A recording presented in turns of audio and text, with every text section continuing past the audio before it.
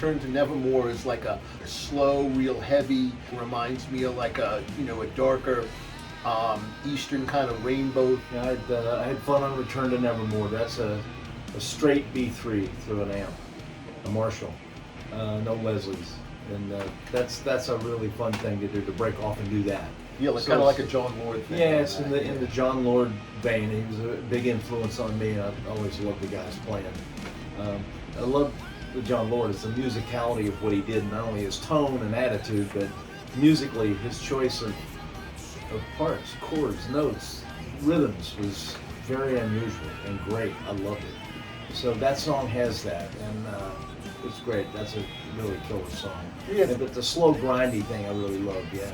Yeah, well, it's kind of thing like at times it's at times it'll sound like I said, like a maybe darker rainbow thing or Dio thing, and then there's sections of it where it could almost be kind of like a Dio era Sabbath kind of thing in there. Yeah. So it's definitely a cool track, and and I love that like dark, like heavy, slower Eastern thing. I mean the main riff I wrote is in, those of you scoring at home, Hungarian minor, and it's actually it's in the fifth mode of Hungarian minor. Jimmy, other one known as the Byzantine scale or double harmonic, Which is one of my favorite scales. which is the scale that Richie Blackmore refers to as the snake charmer scale. So.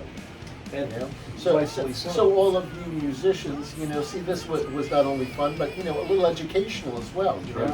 Everybody learning a little something, because I am an associate professor, Jimmy, at the world's most prestigious music college. So I feel it's my duty to educate the public. Right, and the cool thing is, if you're into charming snakes, you can just take that track and just play it straight away. Yeah, one time a Cobra was trying to get me, Jimmy, because I got a pair of boots, and he was kind of, maybe it was one of his. I got a pair of Cobra boots. Maybe it was one of his friends, or a distant relative. Very disrespectful. I had to go into the Joe's very disrespectful with his snakeskin boots, playing snake charming scales with dead snakes on his feet. Yeah, so that's something about that. I had to use that on more than one occasion to get myself out of trouble.